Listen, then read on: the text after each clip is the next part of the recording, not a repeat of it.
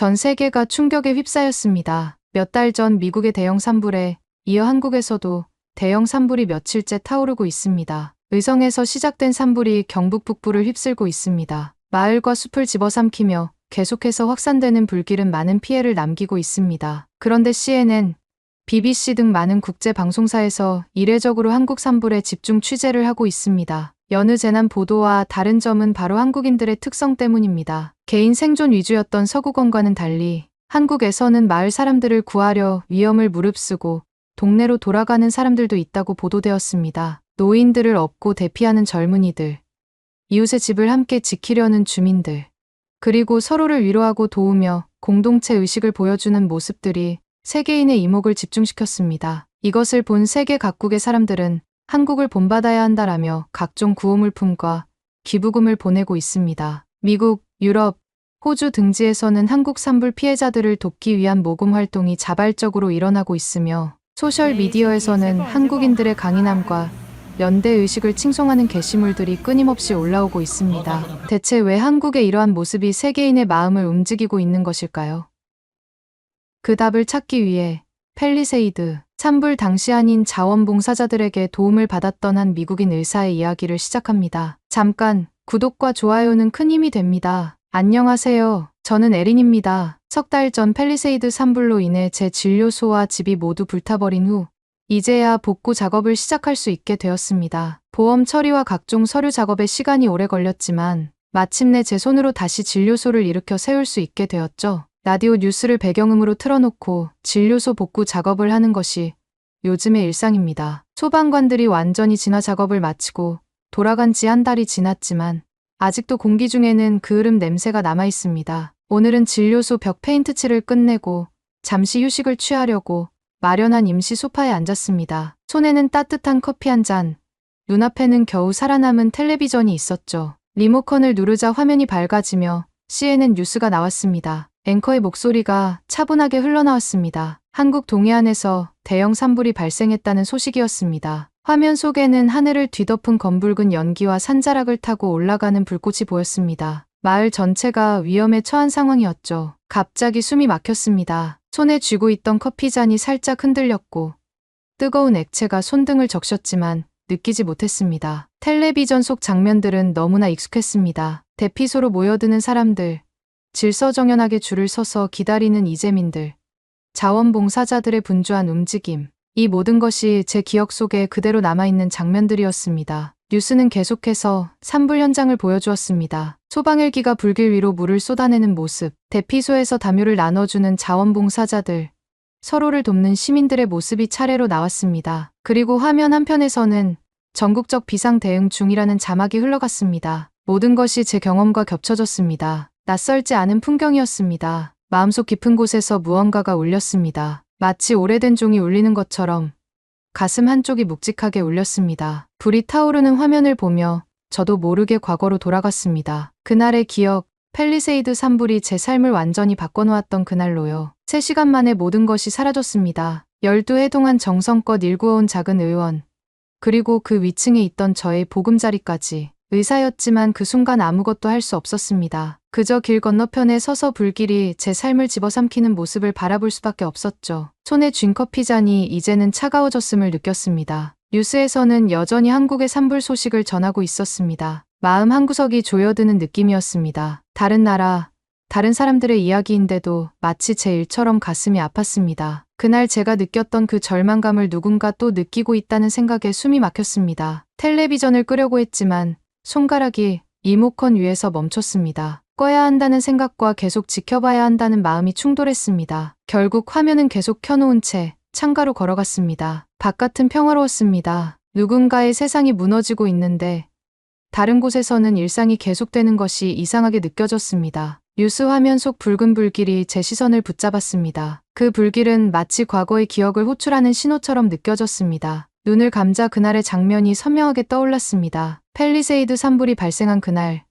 마지막 환자를 진료하고 있을 때였습니다. 갑자기 울리기 시작한 비상경보음, 점점 가까워지는 소방차 사이렌 소리, 그리고 창문을 뒤덮은 불길 같은 노을빛이 기억납니다. 처음에는 대수롭지 않게 여겼습니다. 이 지역에서 산불 경보는 매년 있는 일이었으니까요. 하지만 그날은 달랐습니다. 바람이 너무 강했고 건조한 날씨가 계속되었습니다. 불길은 상상 이상으로 빠르게 번졌습니다. 긴급 대피 명령이 내려졌을 때 저는 환자들을 먼저 안전한 곳으로 대피시켰습니다. 마지막 환자가 떠난 후 잠시 중요한 서류와 의료 기록을 챙기려 했던 것이 화근이었습니다. 진료소를 나서려던 찰나 불길이 이미 건물 뒤편에 닿아 있었습니다. 검은 연기가 천장을 타고 흘러들어왔습니다. 숨이 막혀 기침을 하면서도 서류 가방을 끌어안고 건물을 빠져나왔습니다. 바깥은 이미 지옥도가 펼쳐져 있었습니다. 마치 세상의 끝을 보는 것 같았습니다. 길 건너편으로 달려가며 뒤를 돌아보았을 때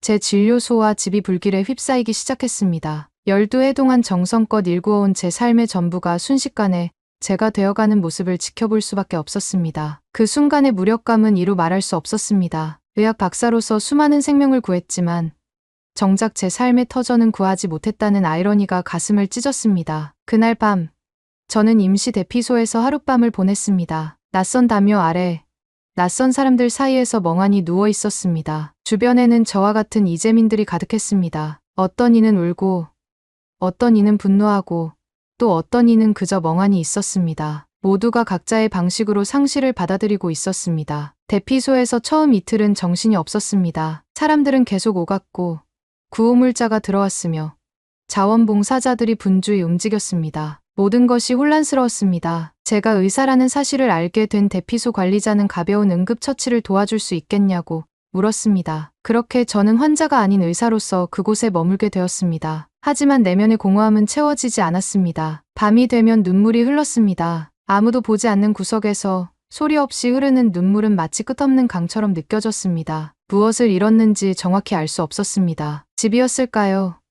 진료소였을까요? 아니면 그 안에 담긴 추억들이었을까요?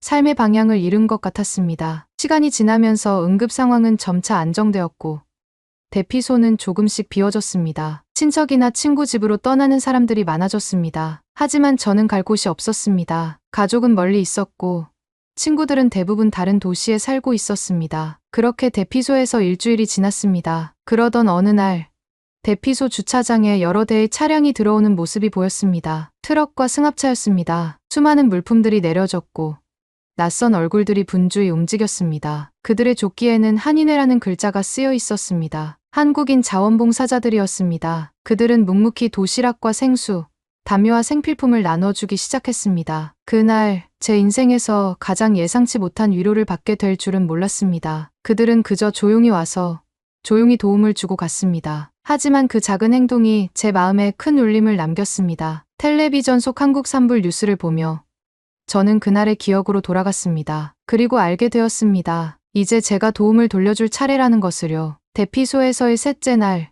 주차장에 여러 대의 차량이 들어왔습니다. 한국인 자원봉사자들이 도착한 순간을 지금도 생생히 기억합니다. 처음에는 그저 또 다른 구호단체라고 생각했습니다. 하지만 그들은 달랐습니다. 검은색 조끼에 한인회라고 적힌 글자가 보였습니다. 그들은 말이 많지 않았습니다. 필요한 것만 간결하게 물었고 그저 묵묵히 일했습니다. 트럭에서는 계속해서 물품이 내려졌습니다. 생수, 담요, 위생용품, 그리고 도시락까지. 놀라웠던 것은 도시락이었습니다. 푸른 김이 올라오는 따뜻한 한국 음식이었습니다. 며칠 동안 차가운 샌드위치와 통조림만 먹던 저에게 그것은 마치 엄마의 손길 같았습니다. 한 자원봉사자가 저에게 다가왔습니다. 50대쯤 되어 보이는 여성이었습니다. 서툰 영어로 제게 물었습니다. 괜찮습니까?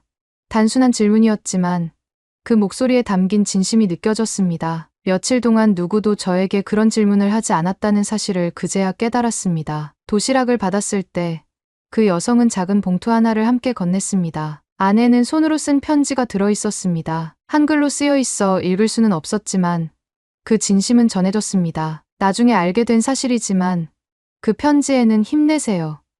우리는 함께 있어요 라는 말이 적혀 있었습니다. 그 순간이 제게는 전환점이었습니다. 낯선 나라에서 온 사람들, 저와 아무런 관계도 없는 사람들이 제게 손을 내밀어 주었습니다. 그들은 저를 모르지만 제 상황을 이해했습니다. 그들은 제가 필요한 것이 무엇인지 알았습니다. 그것은 단순히 물질적인 도움이 아니었습니다. 누군가가 곁에 있다는 것, 혼자가 아니라는 것을 느끼게 해주는 것이었습니다. 저는 그날 처음으로 울었습니다. 모든 것을 잃은 날부터 며칠이 지났지만 그때까지 한 번도 제대로 울지 못했습니다. 너무 충격이 컸던 것 같습니다. 하지만 그 작은 편지를 받고 처음으로 마음이 열렸습니다. 주차장 한 구석에 앉아 도시락을 먹으며 저는 소리 없이 눈물을 흘렸습니다. 그것은 상실의 눈물이면서도 동시에 위로받은 마음의 눈물이었습니다. 그 한인 자원봉사자들은 사흘 동안 매일 왔습니다. 매일 따뜻한 음식을 가져왔고 필요한 것들을 챙겨주었습니다. 어떤 날은 내복을,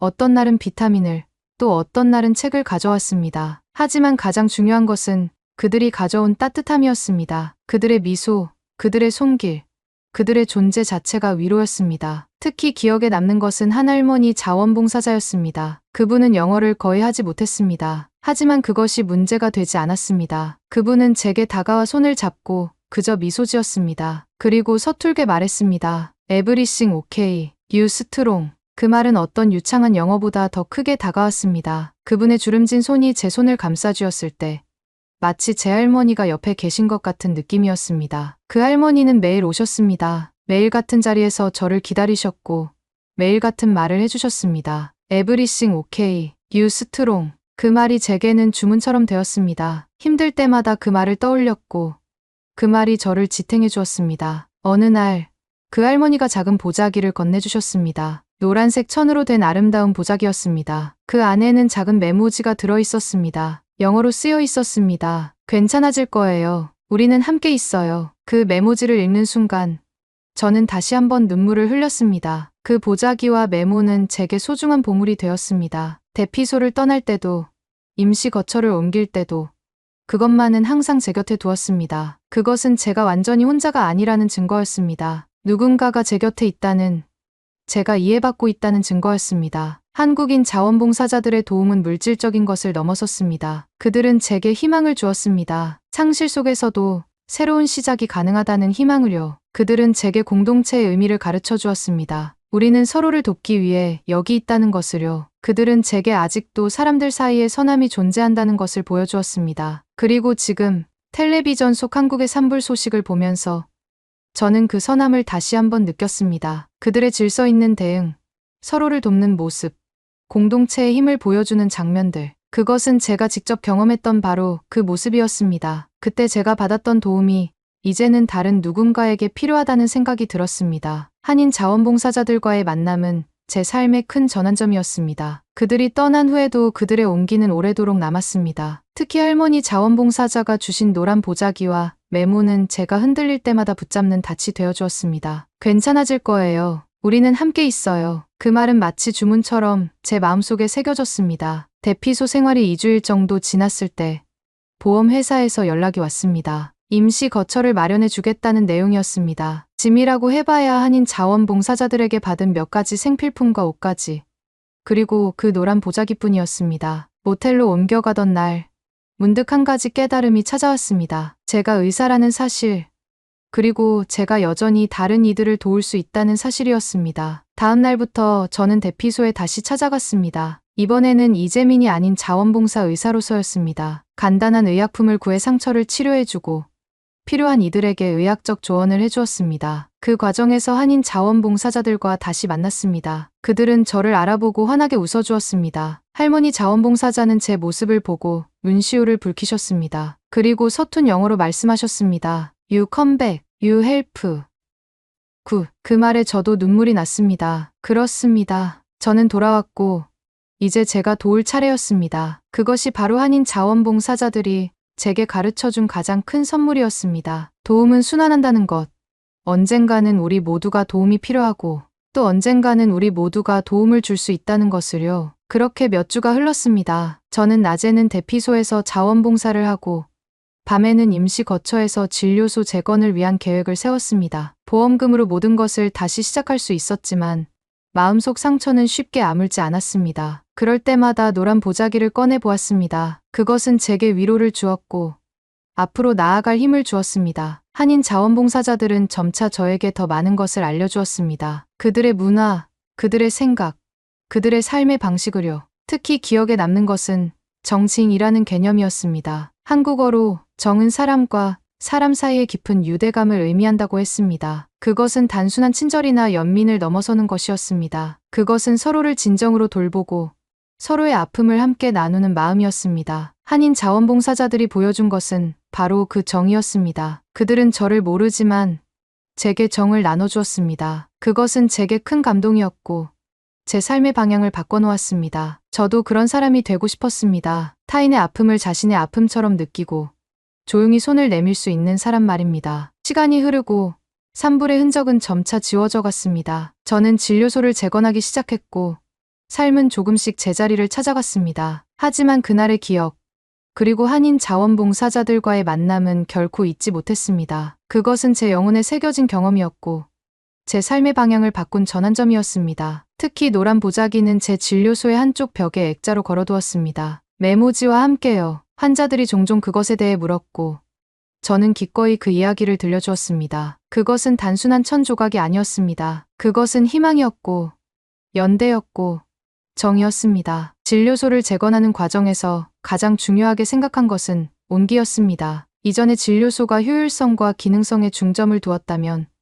새로운 진료소는 따뜻함과 위로에 중점을 두었습니다. 대기실에는 편안한 소파와 따뜻한 조명, 그리고 평화로운 음악이 있었습니다. 진료실에는 환자들을 안심시키는 색과 질감이 있었습니다. 그리고 무엇보다 제 마음가짐이 달라졌습니다. 이전에는 환자를 치료하는 데 집중했다면 이제는 환자를 이해하는 데 집중했습니다. 단순히 증상을 치료하는 것을 넘어 그 사람의 이야기를 듣고 그 사람의 아픔을 공감하려고 노력했습니다. 그것이 바로 한인 자원봉사자들에게 배운 것이었습니다. 진정한 치유는 마음에서 시작된다는 것을요. 그렇게 3달이 지나고 진료소는 완전히 새로워졌습니다. 벽은 환한 크림색으로 칠해졌고 창문은 넓어졌으며 공간은 더 편안해졌습니다. 하지만 가장 큰 변화는 보이지 않는 곳에 있었습니다. 그것은 제 마음속이었습니다. 상실의 아픔은 여전히 남아있었지만 이제는 그 옆에 감사와 희망이 함께 자리 잡고 있었습니다. 지금 텔레비전 화면 속 한국의 산불 소식을 보면서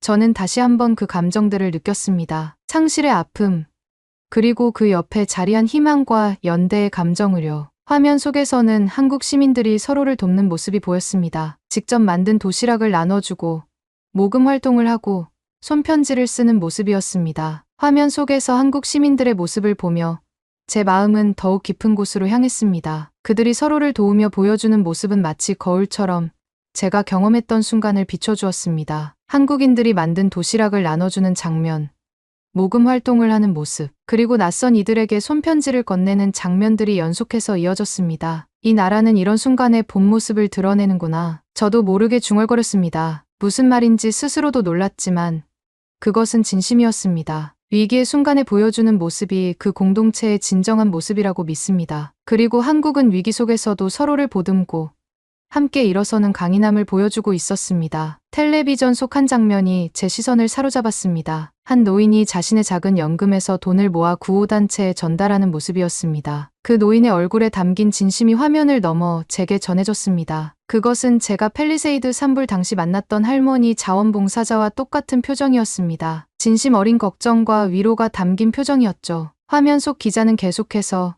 한국의 산불 상황을 전했습니다. 피해 규모, 대피 인원, 구호 활동 등의 숫자가 나열되었습니다. 하지만 제 귀에는 그 숫자들이 아닌 그 이면의 이야기가 들렸습니다. 각 숫자 뒤에는 사람이 있었고 그 사람들의 삶과 꿈이 있었습니다. 그리고 그들을 돕기 위해 모인 더 많은 사람들의 따뜻한 마음이 있었습니다. 문득 깨달았습니다. 한국인 자원봉사자들이 저를 도운 것은 단순한 친절이나 의무감 때문이 아니었습니다. 그것은 그들의 문화에 깊이 뿌리내린 정이었고 공동체 의식이었습니다. 그들은 보여주기 위해 도운 것이 아니었습니다. 그것은 그저 그들의 방식이었던 것입니다. 누군가 어려움에 처했을 때 손을 내미는 것. 그것이 바로 그들의 삶의 방식이었습니다. 팰리세이드 산불 이후 제가 한국과 한국 문화에 더 관심을 갖게 된 이유가 바로 이것이었습니다. 그들의 삶의 방식, 그들의 가치관, 그들의 정에 깊이 공감했기 때문입니다. 저는 한국어를 배우기 시작했고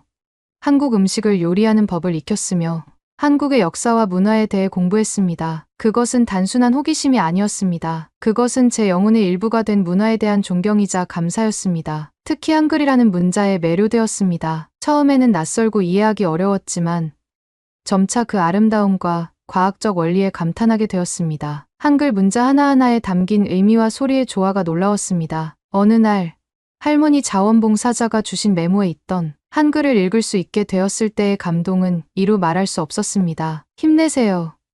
우리는 함께 있어요. 한국어를 배우면서 알게 된 또 다른 흥미로운 개념은 한이었습니다. 깊은 슬픔과 원통함, 그리고 그것을 승화시키는 과정을 의미하는 이 단어는 제 경험과 묘하게 맞닿아 있었습니다. 산불로 인한 상실의 아픔, 그리고 그것을 이겨내고 새로운 시작을 향해 나아가는 과정. 그것이 바로 제가 경험한 한이었습니다. 한국 문화에서 배운 또 다른 중요한 가치는 우리라는 개념이었습니다. 개인보다 공동체를 중시하는 이 사고방식은 서양의 개인주의와는 다른 시각을 제공했습니다. 나가 아닌 우리로 생각하는 것. 그것은 제가 팰리세이드 산불 이후 자원봉사를 시작하게 된 근본적인 이유이기도 했습니다. 우리는 함께 있을 때 더 강하다는 것을 깨달았으니까요. 이제 진료소를 거의 다 복구한 이 시점에서 저는 그 경험이 제게 준 깊은 가르침을 돌아보게 됩니다. 상실은 끝이 아니라 새로운 시작일 수 있다는 것. 도움은 순환한다는 것. 진정한 치유는 마음에서 시작된다는 것. 그리고 무엇보다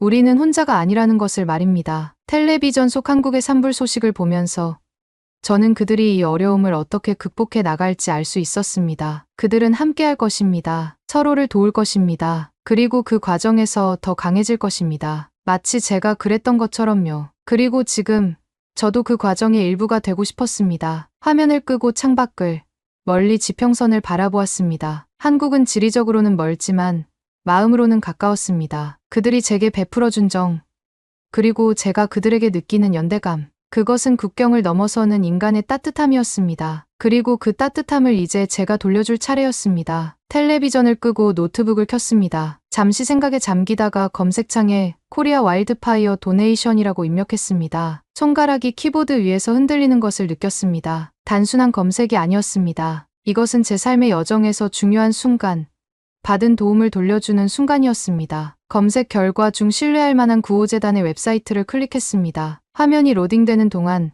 마음속으로는 이미 결정을 내린 상태였습니다. 구호재단 페이지에는 한국 동해안 산불 피해 지역의 사진들이 올라와 있었습니다. 잿빛 하늘 아래 검게 타버린 숲, 무너진 가옥들, 그리고 그 속에서 묵묵히 일하는 사람들의 모습이 보였습니다. 마우스를 기부하기 버튼 위로 가져갔습니다. 잠시 멈칫했습니다. 금액을 얼마로 할지 고민했습니다. 보험금으로 진료소를 다시 세우고 남은 금액이 있었습니다. 원래는 새 의료 장비를 구입하려고 했던 돈이었습니다. 하지만 지금 그것보다 더 중요한 일이 있었습니다. 숫자를 입력하고 다음 버튼을 눌렀습니다. 개인 정보를 입력하는 창이 나타났습니다. 이름, 주소, 연락처 등을 차례로 채웠습니다. 기부자 메시지란에 잠시 손가락이 멈췄습니다. 무슨 말을 남겨야 할지 고민했습니다. 마음속에는 수많은 감정과 이야기가 있었지만 그것을 간단한 메시지로 압축하는 것은 쉽지 않았습니다. 이름은 쓰지 않겠습니다. 그냥 그때 받은 걸 되돌리고 싶을 뿐이에요. 짧지만 진심을 담은 메시지였습니다. 익명의 기부자로 남기로 했습니다. 이것은 인정받기 위한 행동이 아니었으니까요. 그저 받은 도움을 돌려주고 싶었을 뿐입니다. 한인 자원봉사자들이 저를 도왔을 때도 그랬듯이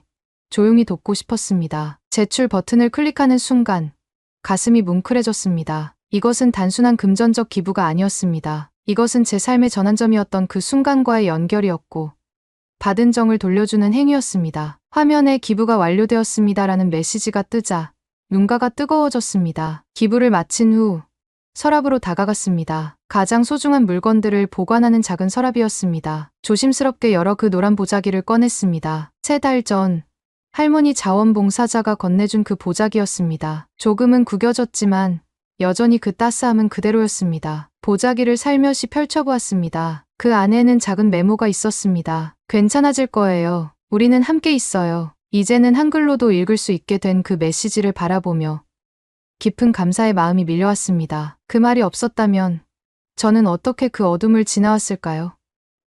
그 따뜻한 손길이 없었다면 저는 어떻게 다시 일어설 수 있었을까요? 노란 보자기를 가슴에 안고 창가로 다가갔습니다. 바깥은 평화로웠습니다. 푸른 하늘, 새들의 지저김, 그리고 거리를 오가는 사람들의 일상적인 모습이 보였습니다. 그런데 이제 그 평화로운 일상이 얼마나 소중한지 깨달았습니다. 일상이란 얼마나 쉽게 깨질 수 있는 것인지, 그리고 그것이 깨졌을 때 서로의 손길이 얼마나 중요한지도 알게 되었습니다. 노란 보자기를 다시 서랍에 넣으려다가 문득 생각이 바뀌었습니다. 그것은 서랍 속에 두기엔 너무 소중한 보물이었습니다. 진료소 벽에 걸어둬야겠다고 결심했습니다. 그것은 단순한 장식이 아니라 제 삶의 지도이자 나침반이 될 것입니다. 절망의 순간에 희망을 보여준 작은 노란 천 조각. 그것이 저에게는 가장 값진 보물이었습니다. 텔레비전을 다시 켰습니다. 여전히 한국의 산불 소식이 나오고 있었습니다. 하지만 이번에는 다른 감정으로 바라보았습니다. 걱정과 공감, 그리고 희망이 섞인 감정이었습니다. 그들도 이겨낼 것입니다. 그들은 강인한 사람들이니까요. 그리고 무엇보다 그들은 혼자가 아니니까요. 저처럼 도움의 손길을 내미는 많은 이들이 있을 것입니다. 화면 속에서는 구호 활동 소식을 전하고 있었습니다. 전국에서 모인 자원봉사자들, 국제적인 지원, 그리고 피해 지역 주민들의 강인한 모습이 차례로 비춰졌습니다. 그 모습을 보며 인간의 회복력에 대한 믿음이 더욱 강해졌습니다. 우리는 무너질 수 있지만 다시 일어날 수 있습니다. 특히 함께할 때 더욱 그렇습니다. 제 삶은 팰리세이드 산불 이후 완전히 달라졌습니다. 겉으로 보기에는 여전히 같은 의사, 같은 진료소, 같은 일상처럼 보일 수 있습니다. 하지만 내면은 완전히 달라졌습니다. 이전에는 보지 못했던 것들을 이제는 볼 수 있게 되었습니다. 사람들 사이의 연결, 공동체의 힘, 그리고 작은 친절이 만들어내는 큰 변화를 말입니다. 창밖을 바라보며 생각했습니다. 한국은 지금 고통의 시간을 지나고 있지만 그들은 그것을 이겨낼 것입니다. 그리고 그 과정에서 서로를 더 깊이 이해하고 더 단단히 연결될 것입니다. 마치 제가 그랬던 것처럼요. 상실은 끝이 아니라 새로운 시작일 수 있습니다. 그것이 제가 배운 가장 소중한 교훈이었습니다. 기부를 완료한 후 마음이 한결 가벼워졌습니다. 작은 행동이었지만 그것은 제게 큰 의미가 있었습니다. 마치 오랜 시간 짊어졌던 무거운 짐을 내려놓은 것 같은 느낌이었습니다. 클릭 소리와 함께 화면에 떠오른 기부가 완료되었습니다라는 메시지는 단순한 확인 문구가 아니었습니다. 그것은 제 인생의 한 장이 마무리되고 새로운 장이 시작되었음을 알리는 신호였습니다. 서랍으로 다가가 더 깊숙이 손을 넣었습니다. 그곳에는 제가 가장 소중히 여기는 것들만 보관했습니다. 몇 장의 사진, 부모님께서 주신 작은 장신구, 그리고 할머니 자원봉사자가 주신 노란 보자기와 메모지가 있었습니다. 보자기를 조심스럽게 꺼내 손가락으로 부드럽게 천을 쓰다듬었습니다. 이 작은 천 조각에 얼마나 많은 이야기와 감정이 담겨 있는지 아무도 모를 것입니다. 노란 보자기를 펼치자 안에서 작은 메모지가 나왔습니다. 이제는 한글도 배워 그 메시지를 읽을 수 있게 되었습니다. 괜찮아질 거예요. 우리는 함께 있어요. 글자 하나하나에 담긴 의미를 새삼 깊이 느꼈습니다. 그날 대피소에서 이 메모를 처음 받았을 때는 그저 낯선 문자였습니다. 하지만 지금은 그 문자 하나하나가 제 가슴에 새겨진 희망의 씨앗이 되었습니다. 메모지를 손가락으로 천천히 쓰다듬으며 그날의 기억이 선명하게 떠올랐습니다. 할머니 자원봉사자의 주름진 얼굴, 따뜻한 눈빛, 그리고 서툰 영어로 건네던 위로의 말들. Everything okay, you strong. 그 말이 저를 어떻게 일으켜 세웠는지, 그 단순한 문장이 제 삶에 어떤 변화를 가져왔는지 생각하니 눈시울이 뜨거워졌습니다. 창가로 다가가 밖을 바라보았습니다. 하늘은 맑았고 사람들은 평범한 일상을 살아가고 있었습니다. 그런데 이제 그 평범함이 얼마나 소중한지 알았습니다. 산불이 모든 것을 앗아간 후 저는 일상의 가치를 새롭게 발견했습니다. 아침에 일어나 커피 한 잔 마시는 것, 진료소에 가서 환자들을 만나는 것, 저녁에 집으로 돌아오는 것. 이 모든 평범한 순간들이 얼마나 특별한지 깨달았습니다. 노란 보자기를 가슴에 안고 잠시 눈을 감았습니다. 그때 제 마음속에 한 가지 결심이 더 굳어졌습니다. 이 노란 보자기는 더 이상 서랍 속에 감춰둘 물건이 아니었습니다. 이것은 눈에 보이는 곳에 두어야 할 희망의 상징이었습니다. 진료소 벽에 액자로 걸어두기로 했습니다. 그래서 제가 힘들 때마다, 그리고 환자들이 어려운 시간을 겪고 있을 때마다 그것을 바라보며 힘을 얻을 수 있도록 말입니다. 텔레비전으로 다시 시선을 돌렸습니다. 뉴스에서는 여전히 한국의 산불 상황을 전하고 있었습니다. 화면 속에서는 자원봉사자들이 피해 지역을 정리하고 이재민들을 돕는 모습이 비춰졌습니다. 그들의 얼굴에는 피로가 서려 있었지만 눈빛만은 강인했습니다. 그 모습이 너무나 익숙했습니다. 저도 그런 눈빛을 본 적이 있었으니까요. 팰리세이드 산불 당시 한인 자원봉사자들의 눈빛이 그러했습니다. 그들의 눈빛에서 저는 정을 보았습니다. 한국어로 정은 단순한 친절이나 동정이 아닙니다. 그것은 더 깊고 더 진실된 연결입니다. 저는 그것을 직접 경험했고 그것이 어떻게 삶을 변화시킬 수 있는지 알았습니다. 그래서 지금 제가 한국의 산불 피해자들을 돕기로 한 것은 당연한 일이었습니다. 그것은 의무가 아니라 정이었습니다. 창문을 열어 신선한 공기를 들이마셨습니다. 봄날의 산들바람이 제 얼굴을 스쳐 지나갔습니다. 그 바람이 마치 한국까지 닿을 수 있을 것처럼 느껴졌습니다. 제 마음도 그렇게 멀리 닿을 수 있길 바랐습니다. 비록 몸은 여기 있지만 마음은 한국의 피해 지역과 함께하고 있었습니다. 노란 보자기를 다시 살펴보니